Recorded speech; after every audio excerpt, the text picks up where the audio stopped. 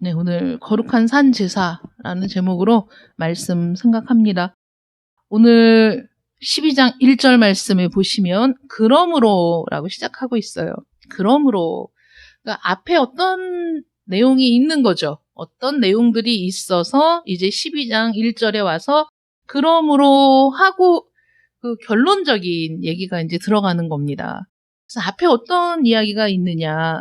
그러므로라는 이 단어 안에는 이 로마서 앞장에 있는 모든 은혜가 강물처럼 흘러들어 있다는 겁니다. 인간의 죄가 얼마나 깊은지, 또 하나님의 진노가 얼마나 의로운 것인지, 율법 아래에 있는 자도 율법이 없는 자들도 다 하나님 앞에서 입을 막을 수밖에 없는 죄인이라는 사실. 그렇지만 하나님께서 예수 그리스도를 통해서 죄인을 의롭다 하셨다는 놀라운 복음.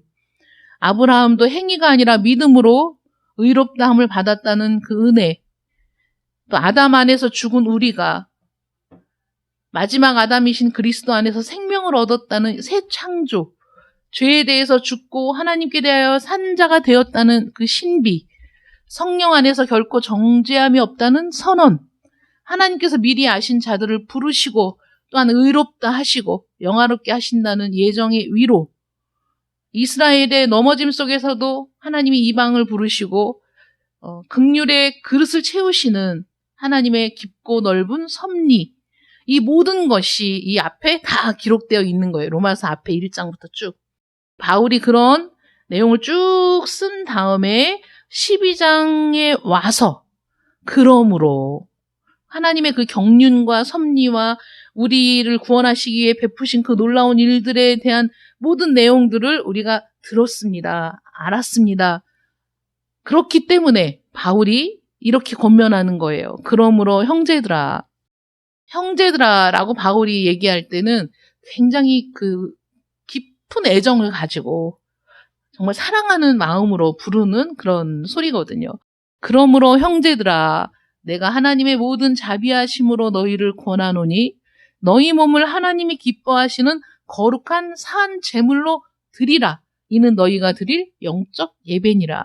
사실 여기에 앞에 있는 모든 설명을 통해서 우리가 도달해야 될 자리가 어디냐? 바로 여기인 거예요. 그 은혜를 깨달았다면, 그 말씀을 내가 듣고 은혜를 받았다면, 그 의미를 깨달았다면, 그 다음에 그것을 깨달은 우리가 나아갈 방향이 어디냐면 하나님이 기뻐하시는 거룩한 산 제물로 우리의 몸을 드리는 영적 예배자의 자리에 올라가는 것이 마땅하다라고 지금 바울이 권면하고 있습니다. 그래서 그러므로라는 이 단어를 통해서 바울이 간곡한 은혜의 권면을 이제 시작하는데 바울이 하는 말이 그러므로 너희가 더 열심히 해야 구원을 얻는다. 그러므로 너희가 더 거룩해야 하나님께 받아들여진다라고 말하는 것이 아니죠, 지금. 그렇게 얘기하는 게 아닙니다. 그 긍휼 앞에서 우리의 몸을 산 제사로 드리라라고 권면합니다. 그래서 여기서 권하노니라고 얘기하고 있는데 이건 정말 이제 은혜 안에서 일어나라라고 권면하는 목자의 음성입니다. 복음은 사람을 어거지로 끌고 가는 것이 아니고 십자가 앞에서 우리가 녹아진 그 마음을 성령께서 다시 붙들어 일으키는 역사가 복음 안에 있다는 것이죠. 바울이 말하는 하나님의 모든 자비하심은 단순한 동정을 베푸는 것이 아니라 죄인을 향해서 속이 끓는 하나님의 긍휼을 얘기하는 거예요. 그래서 우리를 멀리서 바라보시고 아유 불쌍한 것들 이렇게 하나님이 하신 것이 아니라 그 불쌍한 우리 인간에게 내려오신 하나님이시죠. 그 속에 내려오신 그래서 십자가 안에서 죽음 너머에 있는 그 하나님의 생명을 우리가 예수 그리스도의 십자가에서 만나게 되는 거예요. 하나님의 영원하신 생명을 만나는 곳, 이 십자가거든요. 그리스도 안에서 우리를 영원한 생명으로 초청하시는 거죠. 우리에게 초청장을 주시는데 예수 그리스도의 십자가가 우리에게 주시는 초청장인 거예요. 그래서 그 십자가를 통하지 않고는 하나님께 갈 수 있는 길이 없는 것이죠.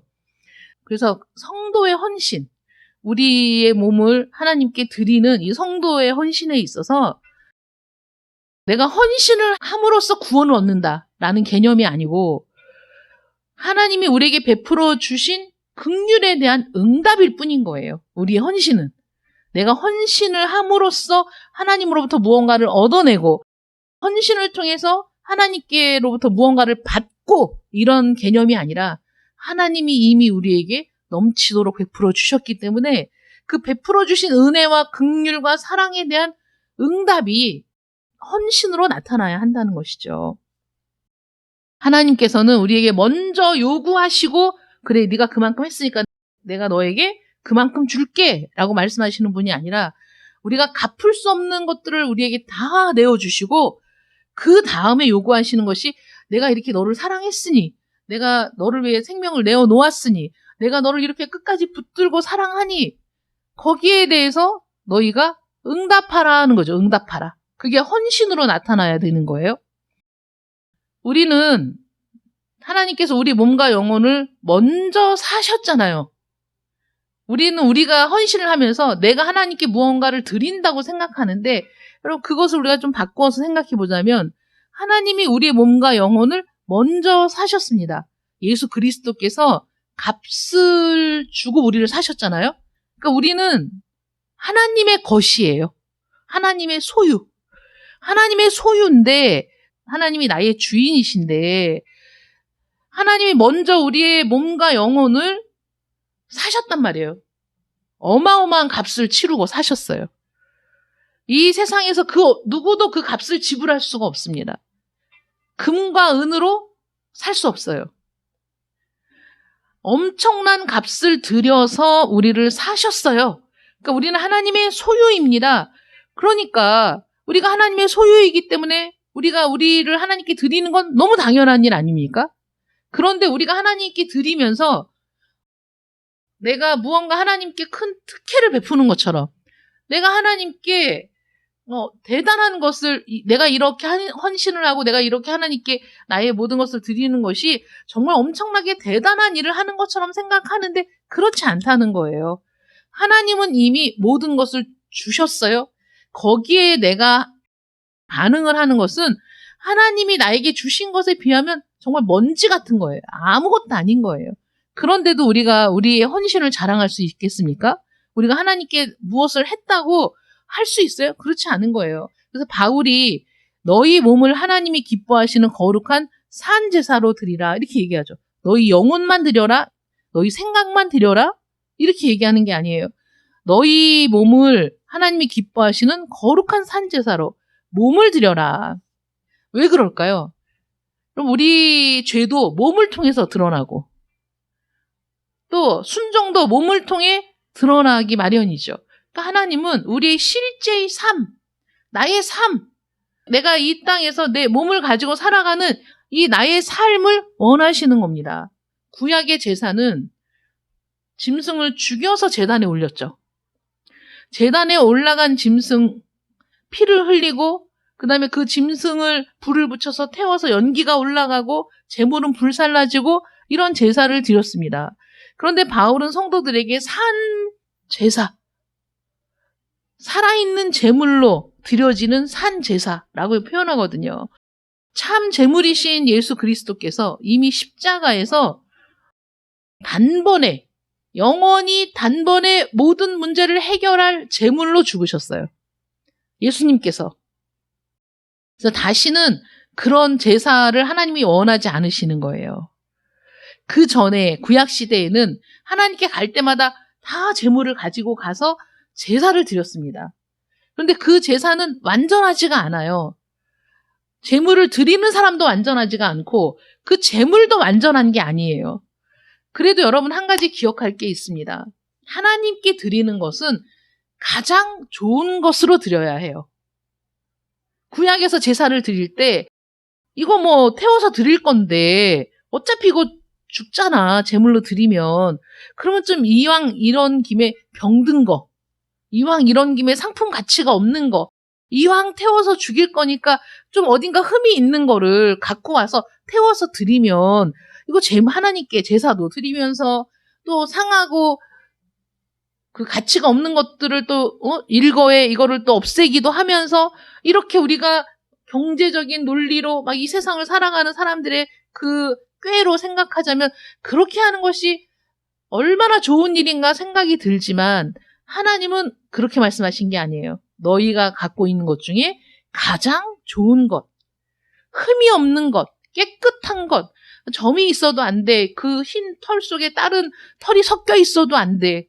어딜 다친 것도 안 돼. 눈먼 것도 안 돼. 완전히. 그러니까 내가 갖고 있는 그 양떼와 소떼와 이런 것들 중에 가장 가치 있는 것, 가장 깨끗한 것, 어디에 내놔도 모든 사람들이 탐낼 만한 것, 이런 걸 하나님께 갖고 오라는 거예요.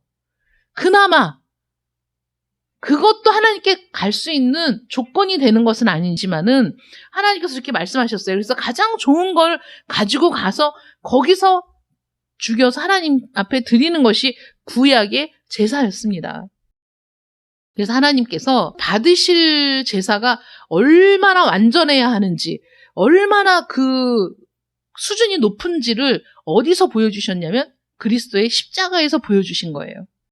하나님을 만족시킬 만한 제사는 바로 예수 그리스도라는 흠없고 점도 없고 순결하고 어떤 죄도 짓지 않은 그런 어린 양, 예수 그리스도가 어린 양으로서 하나님 앞에 드려지지 않았습니까? 십자가에서. 정말 완벽한 제물이었던 거죠. 흠이 없는 제물. 그래서 하나님이 그 제사를 받으시고 완전하게 풀로 충족이 되신 거예요. 완전히 충족이 되셔서 더 이상의 제사가 이제는 필요가 없어. 그래서 예수님께서 십자가에 달려 죽으신 것은 그 한 번으로 영원히 하나님을 만족시켰다. 영원히 하나님을 만족시킨 제사를 예수님이 드리신 거예요. 예수 그리스도, 하나님이신 예수 그리스도께서 성부 하나님 앞에 당신의 몸을 제물로 해서 드린 예배, 드린 제사, 그 제사를 어느 누구도 드릴 수가 없어요. 그래서 하나님은 그 십자가의 제사를 통해서 그리스도라는 제물을 받으셨고 또 제사를 드린 집례한 그 대제사장도 받으셨고 제물도 받으셨고 그래서 거기에서 완벽한 속죄가 이루어지는 그게 십자가. 그래서 우리가 그리스도의 보혈이라고 얘기하는 거죠. 그 피가 얼마나 놀라운지 우리의 모든 죄를 씻을 수 있는 건 그 보혈밖에 없는 거예요. 그리스도의 피밖에 없는 거예요. 그래서 우리가 그 피에 대한, 보혈에 대한 찬양이 많잖아요.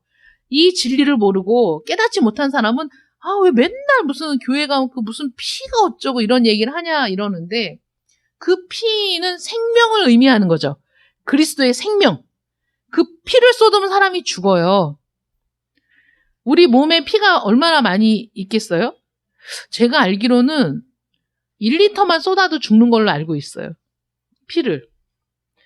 그래서 피를 생명이라고 하는 거예요. 피를 쏟으면 사람이 죽거든요. 피를 쏟았다, 피를 흘렸다라는 건 생명을 흘렸다. 그 자리에서 생명을 드렸다라는 의미잖아요. 그 생명을 통해서 우리가 속죄를 얻었어요.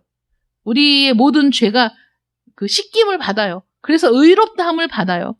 그래서 구약의 제사는 계속 드려졌지만 몇천 년 드려졌지만 참 제물이신 예수 그리스도께서 십자가에 단번에 드려지셨기 때문에 그 다음에 우리는 하나님 앞에 나아갈 때 우리 자신이 죽어서도 안 되고 우리 자신이 어떤 재물을 가지고 가도 안 돼. 왜냐하면 하나님이 이미 만족하셨기 때문에 그 어떤 재물도 예수 그리스도와 비교가 안 되잖아요. 아무리 아름답고 아무리 깨끗하고 아무리 그 가장 좋은 재물을 가지고 가도 안 되는 거예요. 그래서 금과 은으로 구원받는 게 아니야. 우리의 미모와 젊음과 재능과 학식으로 구원받는 게 아니야. 그리스도께서 이루신 그 일을 통해서만 우리가 구원을 받을 수 있습니다. 그래서 우리가 죽임을 당하는 게 아니라 그리스도 안에서 우리는 그리스도와 함께 죽었고 그리스도와 함께 살아난 존재로서 살아있는 존재로서 하나님께 그리스도를 통해 드려지는 거죠. 이 예배가.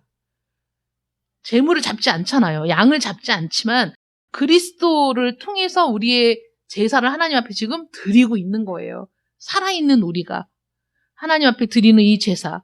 그래서 우리의 헌신은 이 속죄를 완성하는 제사가 아니라 그 속죄가 이미 완성되었기 때문에 감사로 드려지는 제사인 거예요. 그래서 우리는 하나님 앞에 감사로 제사를 드리는 자가 돼야 돼요.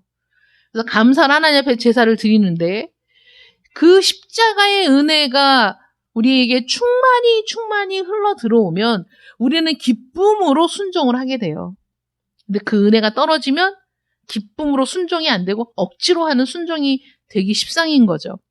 하나님께서 기뻐하시는 제사는 이미 하나님이 만족한 놀라운 한 제사가 있었기 때문에 그리스도를 통해서 드려진 그 다음에 우리는 그 은혜를 누리며 그 생명을 누리며 하나님 앞에 기쁘고 즐겁게 나아가는 그런 예배자여야 되는 거예요. 그래서 하나님이 기뻐하시는 제사는 화려한 겉모습이 아니고 어떤 위선도 아닙니다. 우리가 지난주에 말씀을 들은 것처럼 거짓된 경건이 아니라 우리의 상한 심령을 하나님이 더 기쁘게 받으시고 사람들 앞에서 드러나는 긴 기도, 사람들이 인정하고 열광하는 그런 종교적인 행위가 아니라 아무도 없는 곳에서 죄와 싸우며 흘리는 눈물을 보시고 하나님은 거창한 말보다 작은 순종을 더 기뻐하신다는 거예요. 우리의 마음이 정말 그리스도의 은혜 앞에 무릎을 꿇었는가를 보시는 것이지 사람들이 보는 겉모습, 외형적인 그런 것들이 아니라는 거예요. 그래서 이것이 너희가 드릴 영적 예배라고 하는데 여기에서 너희가 드릴 영적 예배라는 뜻은 이성적인 예배, 말씀에 합당한 예배, 은혜를 깨달은 사람이 마땅히 드리는 예배라는 뜻을 갖고 있어요. 그래서 하나님 앞에 드리는 예배는 무아지경 속에서 혼란 속에서 드리는 예배가 아니라 내가 지금 은혜를 깨달은 사람으로서 마땅히 하나님을 예배한다는 것을 인식하고 그래서 최선을 다해 나의 모든 것을 드리고자 하는 그런 사람들의 예배여야 이게 참된 영적 예배인 것이죠. 그래서 우리는 성령과 말씀의 진리 안에서 하나님께 예배할 때 그것이 하나님이 받으실 만한 참 예배라고 부를 수 있는 겁니다. 은혜를 모르는 사람은 이 참 예배를 드릴 수가 없어요. 구원받지 않은 사람도 하나님 앞에 참 예배를 드릴 수가 없습니다. 참된 예배는 복음의 진리를 깨달은 사람이 자신의 삶 전체를 하나님께 올려드리는 그것이 바로 참 예배인 거예요. 여기에서 드려지는 예배만 중요한 것이 아니라 내가 이 예배를 통해 깨달은 은혜를 가지고 진리를 붙들고 세상에서 어떻게 살아가느냐가 더 중요한 것이죠. 사람은 자기 얼굴을 못 보지 않습니까? 언제 자기 얼굴을 봅니까? 출근하기 전에 거울을 보고 머리를 빗고 어디 뭐 잘못된 게 없는지 확인하고 이럴 때 거울을 보고 그 다음에 거울을 언제 보죠? 우리는 다 다른 사람들만 보고 살아요. 그래서 우리는 다른 사람들을 보면서 비판하고 비난하죠. 옷차림이 왜 저래? 저 사람은 걸음걸이가 왜 저래? 저 사람은 왜 웃을 때 저래? 다 거슬리는 거 다 전부 다. 다른 사람이 하는 모든 행위가 정말 아름답고 고상하고 내가 뭐 찬탄을 금치 못할 그런 사람은 몇 명 안 되는 거죠. 다른 사람들의 모든 일거수일투족이 내 눈에는 다 보여. 그런데 그것을 바라보고 판단하고 정죄하는 내 모습은 안 보여. 자기 자신을 보지 못해요, 사람은.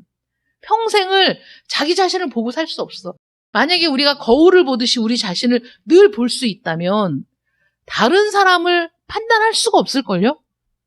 다른 사람을 정죄할 수가 없을 거야. 야, 저 사람은 앉아있는 모습이 왜 저래? 야, 저 사람은 음식을 먹는 모습이 왜 저래? 자기 자신을 모르니까 자기 자신이 어떻게 음식을 먹는지, 자기 자신이 어떻게 그 차를 마시고 있는지, 자기 자신이 지금 어떻게 앉아있는지 모르거든요. 그래서 다른 사람을 향해서 정말 가차없이 정죄하고 판단하고 그렇게 할 수 있는 거예요. 복음의 진리를 깨달은 사람이 삶 전체를 하나님께 올려드린다면 이런 사람은 자신의 삶을 늘 점검하는 사람인 거죠. 그래야만 내 삶을 하나님 앞에 드릴 수 있지 않겠습니까? 다른 사람 눈에 있는 티끌은 내가 보는데 내 눈 속에 있는 들보는 왜 발견을 못합니까? 안 보이니까. 여러분들이 다른 사람들하고 대화를 하실 때 은연중에 다른 사람을 비하하거나 깔보거나 또는 뭐 경멸하거나 이런 모습들이 어떤 우리의 눈짓으로 어떤 표정으로 입모양으로 나타날 때가 많이 있잖아요. 그래서 같이 이야기하면서도 어떤 한 사람을 두고 서로가 눈짓을 통해 주고받고 하는 일들이 있지 않습니까? 그런 일들을 또 겪을 때도 있잖아요. 그런데 그럴 때 그 모습이 얼마나 흉한지, 그럴 때 자기 얼굴이 얼마나 볼썽사나운지를 본인은 모르는 거지. 본인은 몰라. 근데 하나님은 다 보고 계시잖아요. 그래서 형제를 향해 눈을 흘기는 것도 하나님께서 미워하시는 것 중에 하나라고 말씀하시거든요. 우리의 흘기는 눈, 하나님이 미워하시는 거래요. 솔직히 우리가 얼마나 많이 그런 하나님이 미워하시는 모습을 보이고 살아갑니까? 그러니까 우리의 삶 전체를 하나님께 올려드린다? 쉬운 게 아니에요. 그런 모습을 하나님께서 받으시겠어요? 여러분들의 삶이 하나님께서 받으실 만한 제사가 되겠습니까? 여러분들의 모습이 하나님께서 받으실 만한 예배자의 모습일 수 있겠습니까? 십자가를 통과하지 않은 헌신은 사람의 칭찬을 기대하기 때문에 쉽게 지치게 되고 조그만 상처에도 무너지기 십상입니다. 헌신과 순종이 자기 의에서 나오는 사람은 교만해질 수밖에 없고 다른 사람을 의식할 수밖에 없는 것이죠. 여기서 몸을 드리라 하는데 이 몸이 그냥 우리의 신체만 하나님께 드리는 게 아니고 여기에서 말하는 몸은 온 인격을 포함한 바로 여러분들 자신을 말하는 거죠. 여러분 자신. 내 자신을, 내 인격 전체를 하나님 앞에 드려야 된다는 거예요. 그래서 이 부분을 생각해 볼 때 사람들은 자기 자신을 늘 무엇인가에 드리고 살아요. 여러분, 마음을 쏟다라는 게 무슨 말입니까? 내 마음을 쏟네. 내 마음을 누구에게 쏟아요? 하나님께 쏟아야 되잖아요. 참된 예배자들은. 그런데 내 마음을 어딘가에 쏟아. 나의 정신을 어딘가에 집중하고 살아. 우리는 늘 어딘가에 나를 드리고 사는데 돈의 마음을 쏟는 사람, 명예를 추구하는 사람, 권력을 따르는 사람, 때로는 아픈 상처를 붙들고 거기에 내 마음을 쏟고 사는 사람들도 있죠. 어떤 사람은 평생 남에게 인정받기 위해 자기의 몸과 시간을 바치며 살아가는 사람들도 있습니다. 어떤 사람들은 오래된 분노의 재단에 자기 마음을 날마다 올려놓고 사는 사람도 있어요. 분노의 재단에 자기 자신을 불태우며 사는 사람.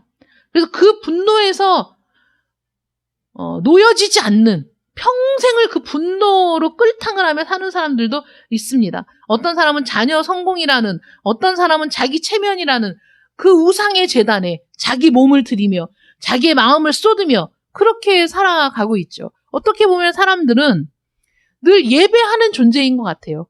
어딘가에 자기의 모든 것을 쏟아붓고 사는 사람들이죠. 그래서 문제는 예배를 하느냐 안 하느냐 그게 아니라 내가 정말 누구에게 예배하느냐. 나의 예배의 대상은 누구인가? 나의 예배의 대상이 하나님인가? 나의 예배의 대상이 나의 마음의 상처인가? 나의 분노인가? 아니면 나의 명예인가? 다른 사람들의 인정인가? 살펴볼 필요가 있습니다. 그래서 오늘 바울의 권면은 단순히 종교 생활을 잘해 라는 권면이 아니라 너희가 무엇을 위해 살고 있는지 한번 점검해 라는 의미인 거죠. 너는 정말 무엇을 위해 살고 있니? 나는 아무 생각 없이 살고 있어요 라고 얘기하는 사람도 있죠. 젊은 사람들 중에. 그러나 아무 생각 없이 살고 있다는 그 사람도 어딘가에는 자기 마음을 쏟고 있다니까. 어딘가에 자기 마음을 두고 있어요. 그것이 무엇인가 살펴봐야 되는 거죠. 너희 몸이 어느 재단 위에 놓여 있느냐. 너의 몸이, 너의 마음이 어느 재단 위에 올려 있느냐. 그걸 보라는 거예요. 여러분들의 시간은 누구에게 드려지고 있습니까? 여러분들의 말은 누구를 섬기고 있습니까? 여러분의 돈은 어디에 사용되어지고 있습니까? 여러분들의 분노는 어느 왕국을 위한 겁니까? 하나님의 왕국을 위한 분노입니까? 이 세상 왕국을 위한 분노입니까? 아니 여러분 자신을 위한 분노입니까? 여러분들의 분노는 어느 왕국을 위해 싸우고 있는 겁니까? 우리의 몸이 그리스도의 피로 산 몸이라면 우리 몸은 더 이상 죄의 병기가 아니라 의의 병기로 사용되어져야 됩니다.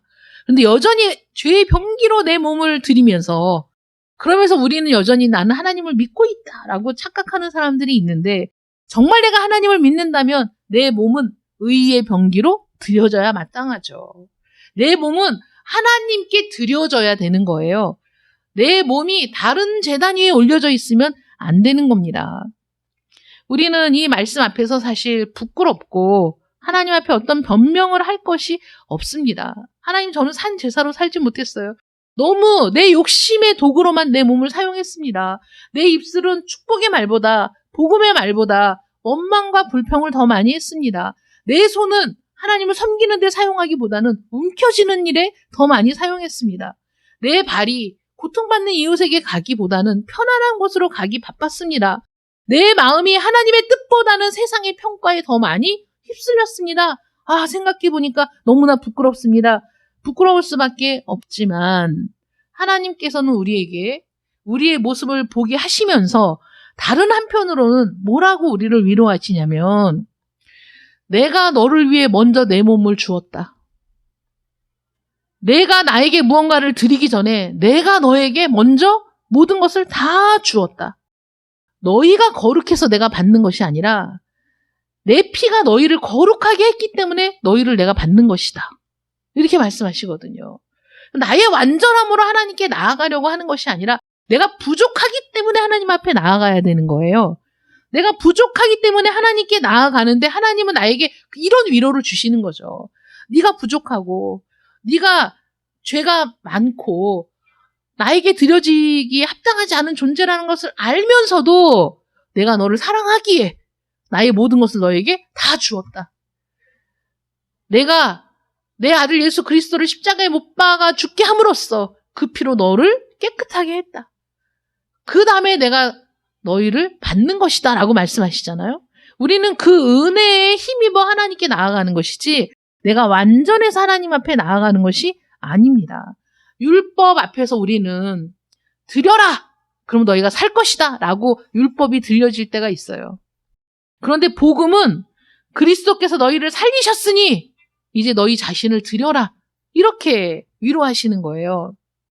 율법 아래에서는 헌신이 무거운 짐처럼 여겨졌는데 복음은 이 헌신이 기쁨의 길인 거예요. 해방의 길인 겁니다. 사랑의 길인 거예요. 율법 아래에서 순종은 두려움으로 시작하지만 복음 안에서 우리의 순종은 기쁨과 즐거움이 되는 것이죠. 율법 안에서 사람이 하나님께 인정받기 위해 애를 썼다면 복음 안에서는 이미 하나님의 사랑이 우리에게 넘치도록 흘렀기 때문에 그래서 기쁨으로 하나님께 나아갈 수 있게 됩니다. 이 세대를 본받지 말아라. 바울이 얘기합니다. 본받는다라는 건 거푸집을 짓고 그 틀에 부어진 그것을 본받는다라고 얘기해요. 그래서 바울을 본받는다라면 바울이라는 그 거푸집에 모든 걸 쏟아부어서 내가 바울과 같은 삶을 사는 것, 그런 의미가 있다는 겁니다. 그런데 세상은 우리에게 조용히 틀을 만들어줘요. 성공의 틀, 비교의 틀, 소비의 틀, 분노의 틀, 자기 중심의 틀, 젊음과 외모의 틀, 권력과 힘의 틀, 나만 손해보지 않으면 된다는 그런 틀들을 조용히 우리에게 줍니다. 그래서 우리는 나도 모르게 그 틀에 맞추어져 살게 돼요. 세상이 원하는 대로, 세상이 바라보는 대로 바라보게 되고, 세상이 원하는 대로 살아야만 할 것 같고, 세상이 이렇게 해야 성공한다라는 것을 우리가 그 틀에 맞추어져 있어서 그렇게 함으로써 성공을 얻을 수 있을 것처럼 생각하고 달려갑니다. 세상이 비교를 해대니까 우리도 자연스럽게 비교를 하며 살게 됩니다. 이 세상이 소비하는 것들을 보여주기 때문에 우리가 그런 소비를 따라가며 하게 됩니다. 여러분 그렇지 않아요? TV에서 나오는 모든 것들이, 광고의 모든 것들이 우리를 그 틀에 맞추는 과정 아닙니까? 우리가 전혀 보지 못한다면 소비할 이유가 없는 거죠. 우리는 어느새 세상이 좋아하는 것을 좋아하게 되고, 세상이 두려워하는 것을 두려워하게 되고, 세상이 부러워하는 것들을 또 부러워하게 됩니다. 세상이 미워하는 방식으로 미워하게 됩니다. 여기서 자유로울 수 있는 사람이 없어요. 조용히 우리를 세상은 그런 틀 속에 가두어 버립니다. 그래서 그런 삶을 사는 것이 안전하다고 느끼게 만드는 것이죠. 이 세대는 우리에게 말합니다. 너 자신을 증명해라. 너의 가치를 증명해라. 복음은 말합니다. 너의 가치는 십자가에 드러난 하나님의 사랑에 있다. 너희 가치를 증명하려고 애쓰지 않아도 하나님이 사랑한다. 너희가 완전하지 않아도 내가 너를 사랑한다. 라고 말씀하시죠. 이 세대는 욕망하라 라고 부추깁니다. 그것이 너의 정체성이다 라고 얘기하는데 복음은 얘기합니다. 너희는 그리스도 안에서 새 피조물이라고 얘기하죠. 그 틀을 깨부셔야 돼요. 그 틀에 갇히면 안 되는 거예요. 오직 마음을 새롭게 함으로 변화를 받아. 오직 마음을 새롭게 함으로 우리의 틀이 깨어져서 하나님께서 우리에게 새 마음을 주셔서 이제는 그 틀에서 우리는 자유로워지고 하나님이 기뻐하시는 것이 무엇인지 온전한 것이 무엇인지 분별하게 된다는 거죠. 우리가 새 마음으로 변화되지 않으면 불가능한 거죠. 새 마음으로 변화를 받아라는 것은 속에서부터 다른 형상으로 변화한다라는 뜻이거든요. 그 전에 있던 모든 틀이 깨어지고 새로운 형상으로, 그리스도의 형상으로 우리가 변화가 되는 거예요. 죄로 기울어진 마음의 중심이 그리스도께로 바뀌는 것, 변화를 받아 우리의 생각을 새롭게 하심으로 우리가 변화를 받아 우리의 마음이 새로워져서 우리는 하나님의 선하시고 기뻐하시고 온전하신 뜻이 무엇인지 분별하게 되죠. 그런 사람이 하나님이 기뻐하시는 영적 예배를 드릴 수 있는 겁니다.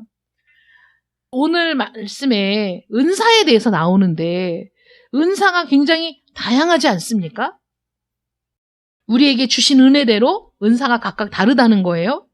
예언이면 믿음의 분수대로, 섬기는 일이면 섬기는 일로, 가르치는 자면 가르치는 일로, 위로하는 자면 위로하는 일로, 구제하는 자는 성실함으로, 다스리는 자는 부지런함으로, 긍휼을 베푸는 자는 즐거움으로 해야 되는데 왜 여기에서 다 다르잖아요. 섬기는 은사를 받은 사람은 섬기는 일로, 가르치는 은사를 받은 사람은 가르치는 일로.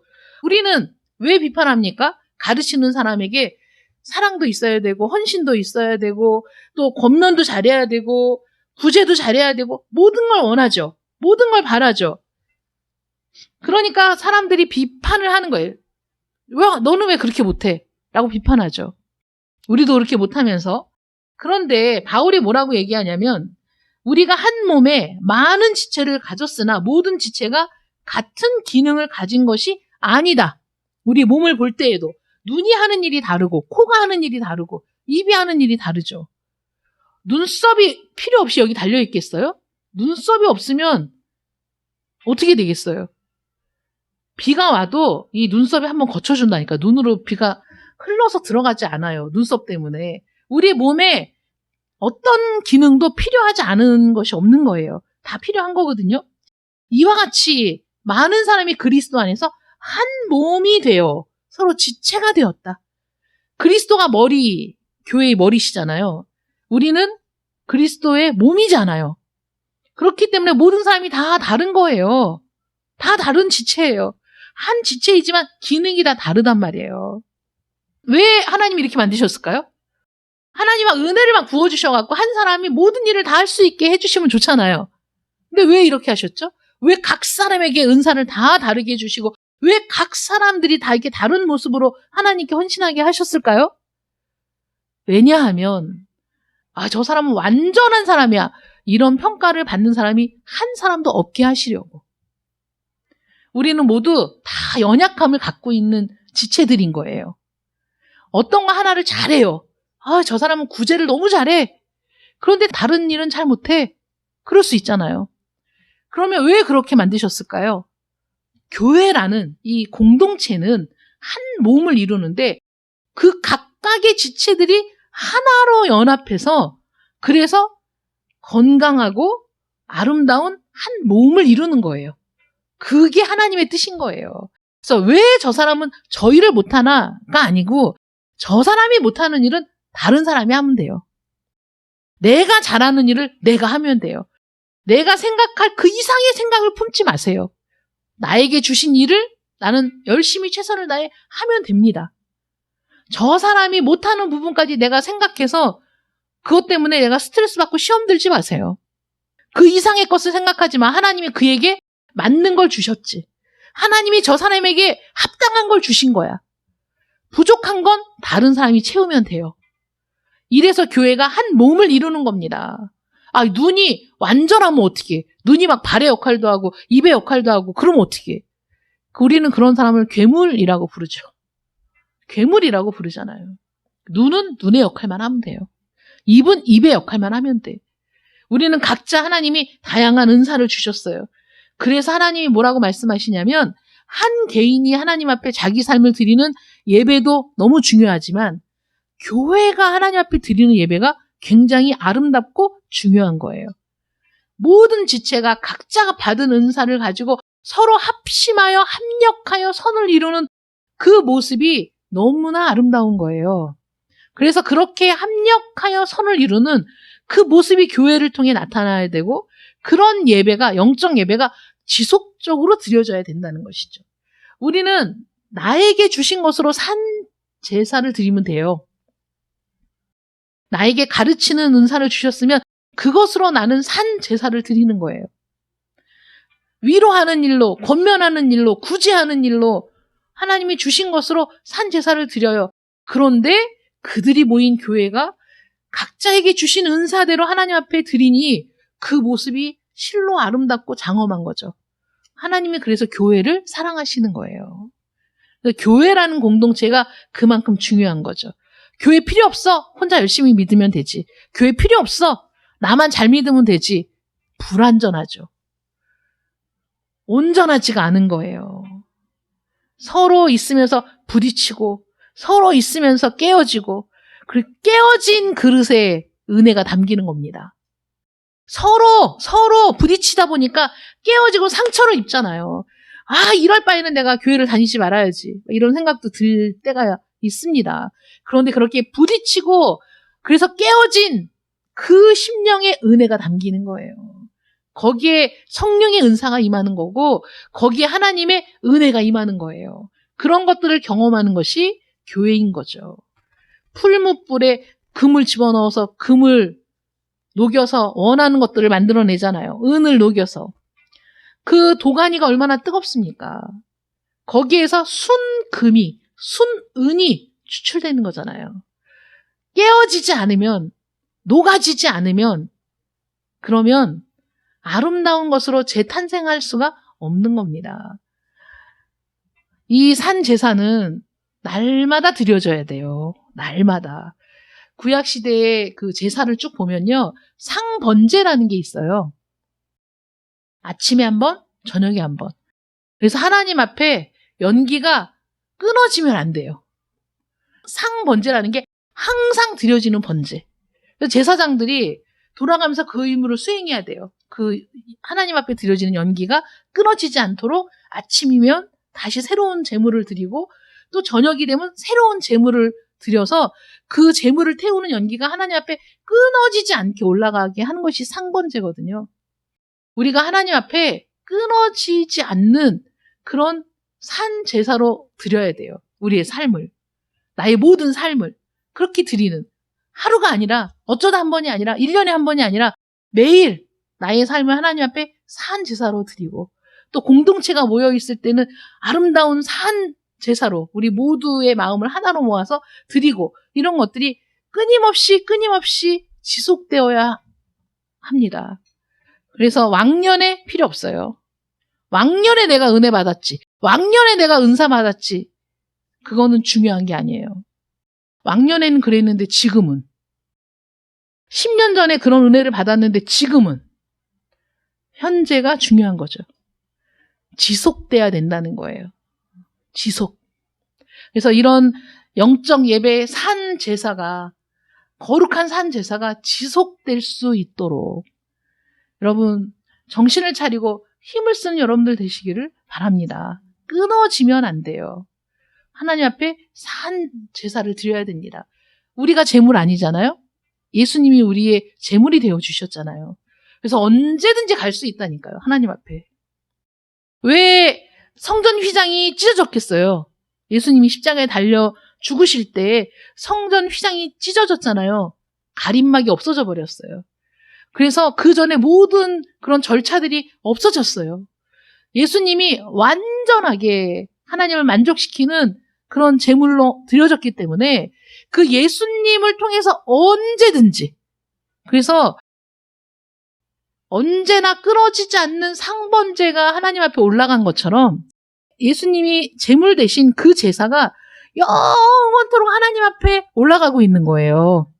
그래서 영원히 단번에 이루신 일이 되는 거예요. 한 번 죽으셨는데 그 한 번 죽으신 일이 하나님의 그 영원이라는 시간 안에서 언제든지 하나님께 올라가는 향기로운 제물이 되시는 거죠. 그래서 우리가 언제든지 하나님 앞에 갈 수 있는 거예요. 어느 때든지, 언제든지, 어디서든지 하나님께 갈 수 있습니다. 그렇기 때문에 제가 환경이 안 돼서, 여건이 안 돼서라고 핑계 댈 수 없어요. 언제나 그리스도의 속죄를 힘입어 하나님 앞에 산 제사를 드리는 여러분들 되시기를 축원합니다. 기도하겠습니다. 사랑의 하나님, 감사합니다. 우리가 하나님 앞에 드리는 것이 가장 최상의 것, 가장 최선의 것, 우리에게 있는 것들 중에 가장 좋은 것으로 드려야 마땅합니다. 그럼에도 불구하고 우리가 갖고 있는 것이, 또 내 삶이, 내 지식이 하나님을 만족시킬 수 있는 것이냐? 그렇지 않습니다. 우리는 우리 주님께서 십자가에 달려 죽으신 그 놀라운 사건을 통해서 하나님의 모든 진노를 해결하는 그 완벽한 제사, 하나님께서 온전히 만족할 만한 그 놀라운 제사를 우리 주님께서 하나님 앞에 드리셨기 때문에 우리는 그 은혜를 힘입어 언제든지 하나님 앞에 나아갈 수 있는 존재임을 깨닫습니다. 하나님, 그러니 날마다 우리 자신을 하나님 앞에 드리게 하여 주시옵소서. 날마다 우리의 삶을 하나님 앞에 드리게 하여 주시옵소서. 우리가 우리의 몸을, 우리의 시간을, 우리의 마음을 어디에 쏟고 있는지 다시 한번 점검하게 하여 주시어서 쓸데없는 일에 나의 몸과 마음과 생각을 드리는 것이 아니라 오직 하나님께 나의 몸과 마음과 생각을 온전히 드리는 저희들 되게 하시기를 간절히 원합니다.